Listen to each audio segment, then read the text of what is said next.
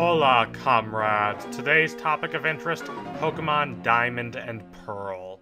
After the release of the Nintendo DS finally put an end to the decades-long run of the Game Boy, the gaming public waited with bated breath for the release of a Pokémon game for it. And indeed, when Diamond and Pearl were released in Japan on September the 28th, 2006, and in America on April the 22nd, 2007, they were met with rapturous, gushing praise. But as the years progressed, these games were mostly forgotten. Platinum, the enhanced third version released in 2008 in Japan and 2009 in America, has held up better in public opinion, but the three games are not only commonly left out of the discussion of the greatest Pokemon games ever, but held up as inferior to other mainline Pokemon games on the DS, meaning Black and White, their sequels, and HCSS. This is, quite simply, an injustice. Diamond, Pearl, and Platinum delivered gripping, era-defining, utterly complete experiences. They should not be forgotten among the all-time great Pokemon games. Team Galactic are fantastic villains that manage to feel like a step up from the bad guys of previous games. The entire world seems connected and intertwined, like people actually move from one city to another and aren't holed up in their little hometowns. The mix of polish and depth wouldn't be maxed until Gen 7, and there's a commitment to the player's self-expression, to letting them shape their journeys. Really, the entire scale and breadth of the games feel like a step up from previous entries. The thematic focus of the Sinnoh region is on myth, and fitting that, the Lake Trio is said to have brought knowledge, willpower, and emotion into the world, and the mascot legendaries are even more powerful. Dialga, who I used to call Diagala as a kid, can control all of time, and Palkia can control all of space. The final Pokemon of this generation, Arceus, is the creator of the Pokemon universe. These lofty ambitions are quite admirable, and the games are substantial enough in terms of content to back them up.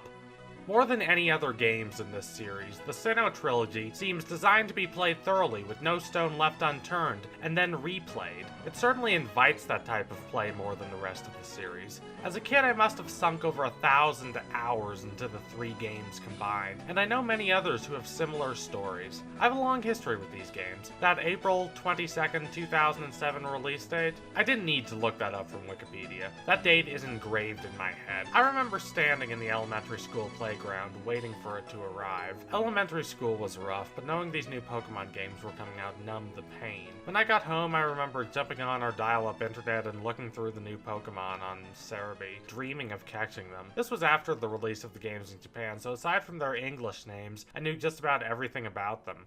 These weren't the first Pokemon games I ever played, not by a long shot. By the time I got my hands on Diamond and Pearl, I had already played through every main series Pokemon game, with the exception of Crystal, which I couldn't play through because my copy of the game wouldn't let me save. I had also played through Pokemon Ranger and Pokemon Mystery Dungeon and Pokemon XD, Gale of Darkness, but Diamond and Pearl were the first Pokemon games I remember being excited for. I remember so much about playing through these games. I remember my mom telling me to turn down the music on my DS as I was sitting on the couch, listening to the Twin Leaf Town theme. Not playing the game per se, just listening to the theme, getting lost in it. I remember getting my Turtwig from Professor Rowan and knocking out a slew of Bidoofs and Starlies on the early routes to level it up obscenely, enough so that it evolved into a Grottle before I fought Rourke. I remember getting my Pokedex and cycling through the apps to get to the one I wanted. Wow, that was time consuming. I remember exploring the underground and wasting 20 to 30 hours of every playthrough finding as many spheres as I could, and screaming whenever the rocks came crashing down on me. I remember playing the slots in Veilstone City, and taking part in the contests in Hearthome City. Canalave City was a highlight. The nighttime music was glowing, like I was riding through a cave of crystals. And, as someone who has always loved history, I adored going through the Canalave library and reading about Pokemon history. The battle system was more engaging than in the previous game.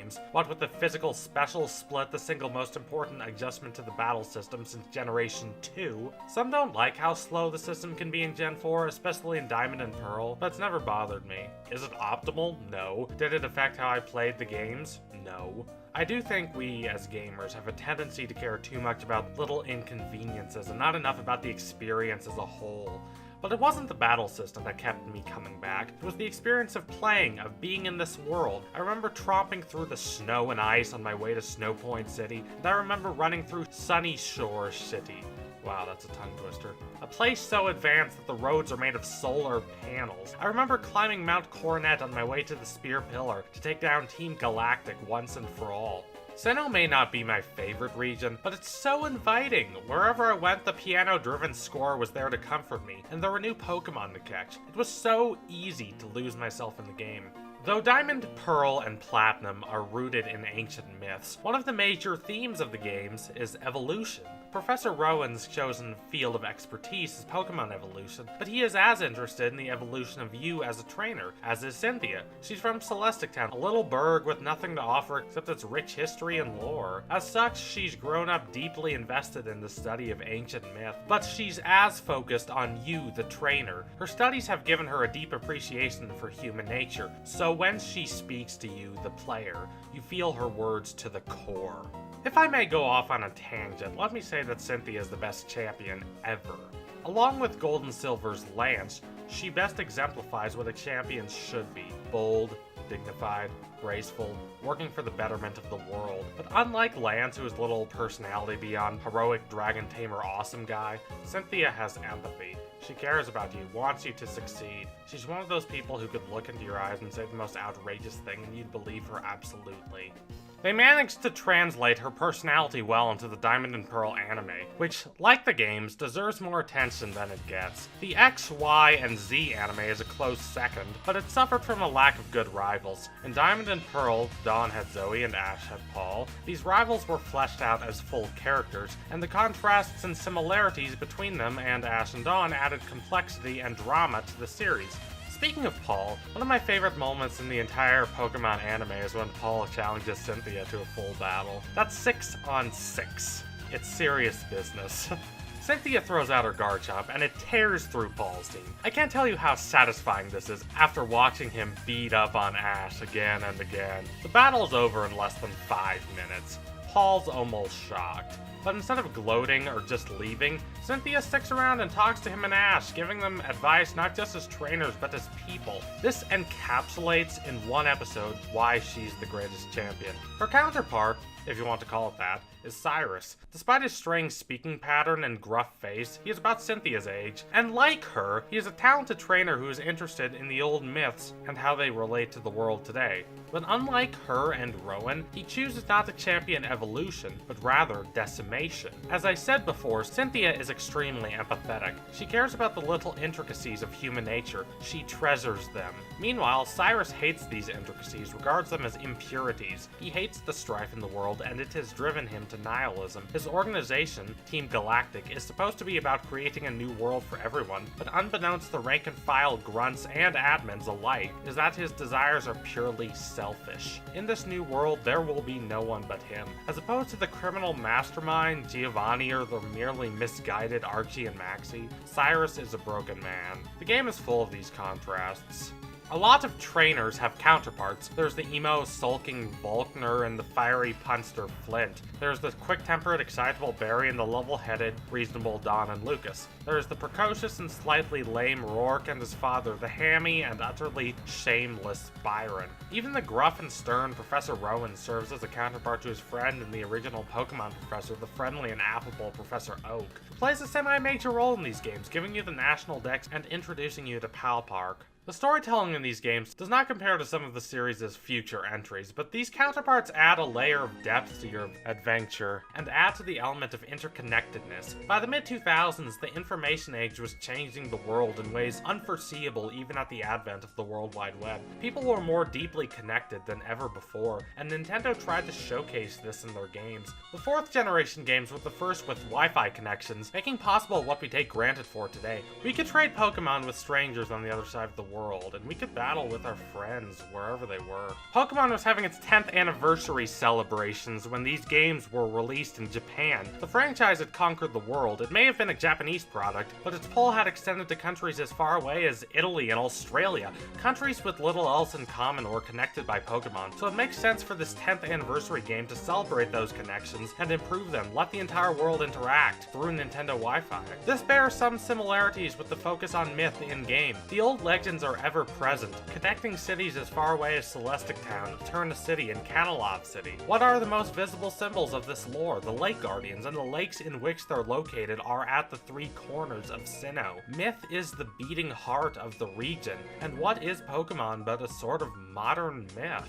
To be clear, this analogy isn't perfect, but these big franchises like Star Wars, Harry Potter, and yes, Pokémon are comparable to myths in the olden days in terms of the impact they have on the psychology of the world and how they connect different kinds of people through a common thread. Making a region about myth and interconnectedness was the perfect way to celebrate the franchise's 10th anniversary. But to be clear, in Sinnoh, you don't have to be connected with the world. If you want to drop out and go be one with nature, you can do that in the snowy northern routes or Mount Coronet. You have to go through places like Eterna Forest or Iron Island with partners like Cheryl and Riley, but you can come back to these areas alone to pick up what you missed, and they're comforting.